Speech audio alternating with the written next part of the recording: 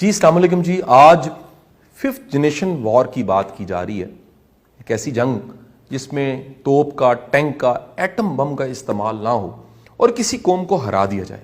یہ جنگ social media کے ذریعے، خبروں کے ذریعے، جھوٹی خبروں کے ذریعے، پروپیگنڈا کے ذریعے، اینگلنگ کرنے کے ذریعے لڑی جاتی ہے.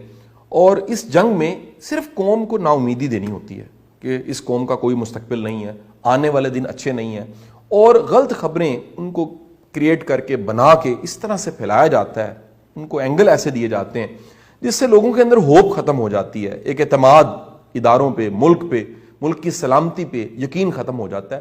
اور اب کمال دیکھیے، پاکستان اسلام کے نام پہ بنا اور اللہ کے رسول صلی اللہ علیہ وآلہ وسلم آپ کی حدیث مبارک ہے جو کہ مستند حدیث ہے کہ کسی شخص کے جھوٹا ہونے کے لیے اتنا ہی کافی ہے کہ وہ کسی بات کو سنے اور آگے پھیلا دے اور تصدیق نہ کرے، تھوڑی سی جستجو نہ کرے، کوشش نہ کرے، جانے نہ کہ یہ سچ ہے یا جھوٹ ہے. یہ خبریں جو پروپیگنڈا کی شکل میں، 5th جنریشن وار کی شکل میں ملکوں کے ساتھ لڑی جاتی ہیں، ملک ہار جاتے ہیں، ملک جیت جاتے ہیں، یہ ہماری ذاتی زندگی میں بھی آپ نوٹ کیجئے گا، ہمیں بھی ان کا سامنا کرنا پڑتا ہے. کچھ باتیں ہمارے متعلق کہہ دی جاتی ہیں، بالکل سچ نہیں ہوتی.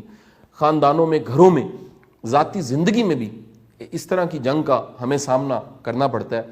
اللہ کے رسول صلی اللہ علیہ وسلم نے یہ بھی فرمایا کہ منافق کی 3 نشانی ہیں: بات کرے، جھوٹ بولے، وعدہ کرے تو وعدہ خلافی کر دے، وعدہ پورا نہ کرے، اور ایمانت میں خیانت کرے.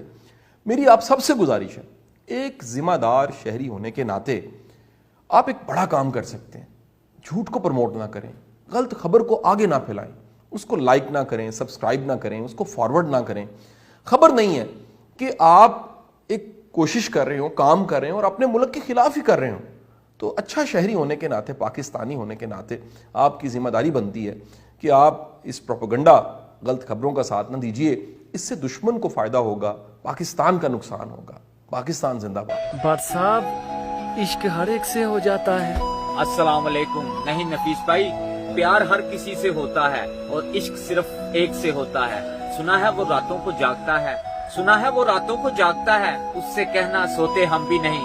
سنا ہے وہ چھپ چھپ کے روتا ہے، سنا ہے وہ چھپ چھپ کے روتا ہے، اس سے کہنا ہنستے ہم بھی نہیں. السلام